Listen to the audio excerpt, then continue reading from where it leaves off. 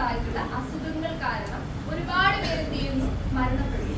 നമ്മൾ ഈ heart related ആയിട്ടുള്ള അല്ലെങ്കിൽ കാർഡിയോവാസ്കുലർ ഡിസീസ് എന്നൊക്കെ പറയുന്നത് പണ്ട് മുതലേക്ക് പറയുന്നത് എന്താണ്, ഈ വയസ്സായ ആൾക്കാർക്ക് വരുന്നത്, അതായത് നമുക്കൊരു പ്രായം എത്തുമ്പോൾ വരുന്ന അസുഖങ്ങൾ എന്നൊരു കാറ്റഗറിയിലാണ് പെട്ടത്. ഇപ്പൊ അങ്ങനെയാണോ? അല്ല.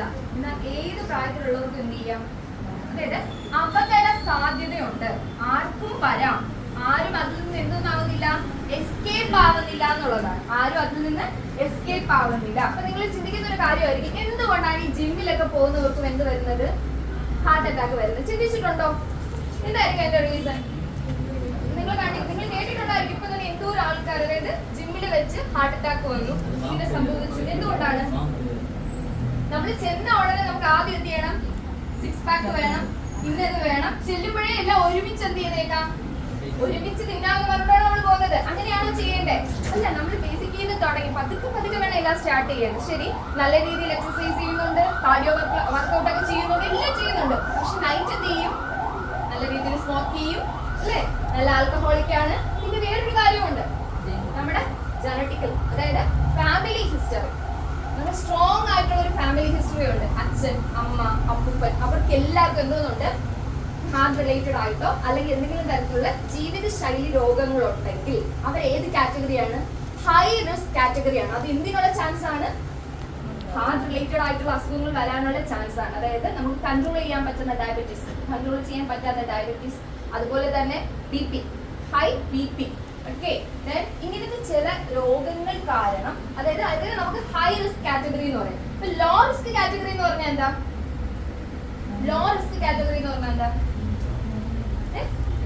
അതായത് ഇപ്പൊ ഞാൻ പറഞ്ഞതുപോലെ എന്തോന്നില്ല, BP ഇല്ല, ഷുഗർ ഇല്ല, കൊളസ്ട്രോൾ ഇല്ല, ഇതൊന്നും ഇല്ലാതിരിക്കുന്ന ഒരവസ്ഥ. അവർക്ക് ലോ റിസ്ക് ആണ് എന്ന് കരുതി അസുഖം വരത്തില്ല എന്നല്ല, മറ്റുള്ളവരെക്കാൾ ചാൻസ് കുറവാണ്. അതായത് വരാനുള്ള സാധ്യത ഇപ്പോഴും നമ്മുടെ ഉള്ളിലുണ്ട്. പക്ഷെ നമ്മൾ എന്ത് ചെയ്യണം, ആ ലോ റിസ്ക് എന്ന് പറയുന്നത് അത് അങ്ങനെ അങ്ങ് മെയിൻറ്റെയിൻ ചെയ്ത് പോവാം. എങ്ങോട്ട് പോകരുത്, ആ ഹൈ റിസ്കിലോട്ട് പോവാതെ നമ്മൾ മെയിൻറ്റെയിൻ ചെയ്ത് പോവാം. മെയിൻറ്റെയിൻ ചെയ്ത് പോകണമെങ്കിൽ എന്ത് ചെയ്യണം, നല്ല രീതിയിലുള്ള ഫുഡ് കഴിക്കാം. നമ്മുടെ ഡെയിലി ലൈഫിലുള്ള പ്രശ്നങ്ങളാണ് നമുക്ക് അസുഖം വരുന്നതിന്റെ മെയിൻ. അതായത് നമ്മുടെ ആഹാര രീതിയിലുള്ള പ്രശ്നങ്ങൾ.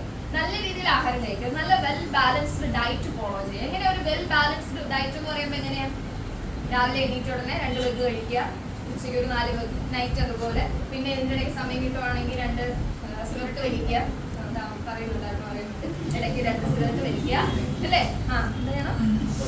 MDMA എന്നാണ് ഉദ്ദേശിച്ചത് കേട്ടോ. അപ്പൊ ഇതൊക്കെ എങ്ങനെയാണെന്ന് പറയുന്നത്, ഇവന്റെ ആരോഗ്യം എന്ന് പറയുന്നത് ഇതൊക്കെയാണെന്ന്, അതൊന്നും ഉപയോഗിക്കരുതെന്നാണ് കേട്ടോ ഉദ്ദേശിച്ചത്.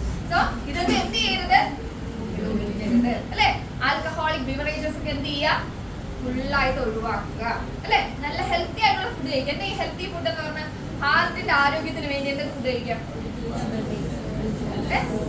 വെജിറ്റബിൾസ് കഴിക്കാം, പിന്നെ ഫ്രൂട്ട്സ് കഴിക്കാം, പിന്നെ ഓർഗാനിക് ജ്യൂസസ് കുടിക്കുക, അല്ലെ? ബിവറേജസ് ഒക്കെ ഒഴിവാക്കിയിട്ട് എന്ത് ചെയ്യുക, ഓർഗാനിക് ജ്യൂസസ് കുടിക്കുക. ദെൻ നല്ല വെജിറ്റബിൾസ് ഒക്കെ കഴിക്കുക. ദെൻ അതുപോലെ നട്ട്സ്, ദെൻ ആൽമണ്ട്സ്, അല്ലെ? ബ്ലാക്ക്ബെറീസ് ഒക്കെ കേട്ടിട്ടുണ്ടോ, ബ്ലൂബെറീസ് ഒക്കെ. അതുപോലത്തെ നല്ല ഹെൽത്തി ആയിട്ടുള്ള ആഹാരങ്ങളൊക്കെ നമ്മുടെ ഇതില് ആഹാരത്തിൽ ഉൾപ്പെടുത്തുക. നമ്മൾ കഴിക്കുമ്പോൾ നമ്മുടെ ഫുഡിനകത്ത് ഇതൊക്കെ വരണം. നല്ല ആഹാരം കഴിക്കുക, റെഗുലർ ആയിട്ടുള്ള എക്സസൈസ്, അതുപോലെ തന്നെ ഡെന്റൽ ഹൈജീൻ. നിങ്ങൾക്ക് അറിയാവോ ഡെന്റൽ ഹൈജീനും ഹാർട്ടും തമ്മിലുള്ളത്? ഡെന്റൽ കാരീസ് ഒക്കെ ഉണ്ടെങ്കിൽ അതൊക്കെ ക്ലിയർ ഔട്ട് ചെയ്യണം കേട്ടോ. അതൊന്നും വെച്ചുകൊണ്ടിരിക്കരുത്. എന്ത് ചെറിയ അസുഖങ്ങളായിരുന്നു, നമുക്ക് സഹിക്കാൻ പറ്റാത്ത രീതിയിൽ എന്ത് വന്നാലും നിങ്ങൾ അതൊക്കെ ക്ലിയർ ഔട്ട് ചെയ്യണം. നമ്മൾ ഏത് കാറ്റഗറിയിൽ പോകരുത്, ഹൈ റിസ്ക് കാറ്റഗറിയിൽ പോകരുത്. അതുപോലെ തന്നെ നമുക്കൊരു ബേസിക് ലൈഫ് സപ്പോർട്ട് ഉണ്ട്. പെട്ടെന്ന് എമർജൻസിയിൽ ഒരു പേഷ്യന്റിനെ കിട്ടിക്കഴിഞ്ഞാൽ നമ്മൾ എന്തൊക്കെ ചെയ്യാൻ പറ്റും, എന്തൊക്കെ ചെയ്യണം, അതിനകത്ത് മെയിൻ ആയിട്ട് വരുന്ന സംഭവമാണ് CPR എന്ന് പറയുന്നത്.